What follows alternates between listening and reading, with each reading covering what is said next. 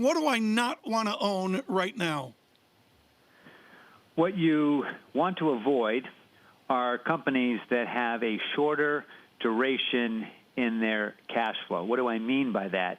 That is to say that the average time in which their earnings and their cash are coming in are relatively short duration. In contrast, what you want to own are companies with the longest duration assets, and those would be particularly in the technology and the healthcare sector. The reason for this is that the low interest rate environment, which is a characteristic that we expect to persist for a number of years into the future, that low interest rate environment increases the value of those longer duration assets. And so right now, the market is paying for, is trading, is valuing, embracing companies that have this longer duration attribute of their cash flows, number one.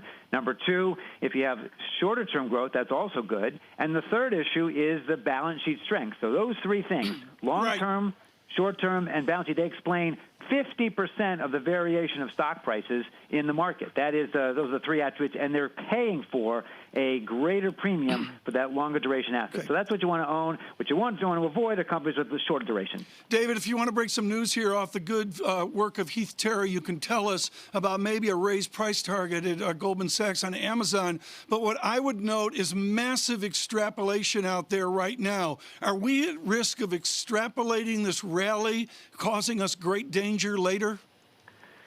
Well, you ask an interesting question, because what has surprised me is the number of portfolio managers who are calling us and asking about 2022 estimates. You heard me correctly, 2022.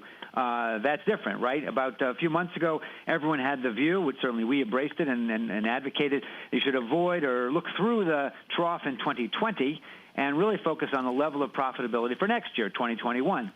Well, the markets rallied back a lot, and clients are asking and focusing on 2022. So what kind of level of earnings do we expect in the next couple of years? We've got $170 of earnings for next year, $170 in 2021, rising about 11% to $188 in 2022. So that's the trajectory. It's certainly getting somewhat better in our model and some of the assumptions. But the idea, Tom, of your question about extrapolating forward, certainly people have been looking further into the future to rationalize share prices at the current high level on an absolute basis. Well, David, let's extrapolate out even further. You've come out with a 10-year outlook, some basic assumptions on a range of returns you're expecting. What's different between this outlook and the one you put back out in 2012, all those years ago? Okay, well, thanks. We did focus on this because it's the middle of the year, right? It's July, and a number of pension funds start to focus on their asset allocation. They basically, June 30 is often their end of their calendar marking in terms of performance. And so if I look out over the next 10 years, what I'm looking for in forecasting is 6% annualized nominal total return. So what does that mean? That's 6%, including dividends, which are roughly now around 2%.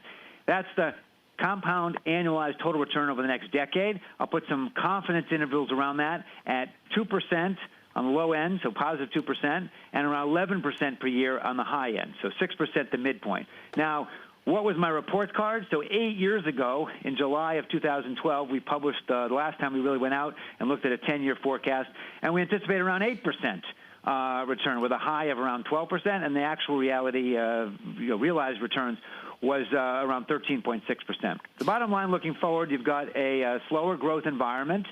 We have a much meaningfully higher starting valuation, which is certainly predictive of a return to a meaningful amount. And we do a lot of simulation in terms of the type of economic environment, dividend growth, et cetera, that we're likely to anticipate and experience over the next decade. So between now and 2030, we should be anticipating around 6% annualized return for the market.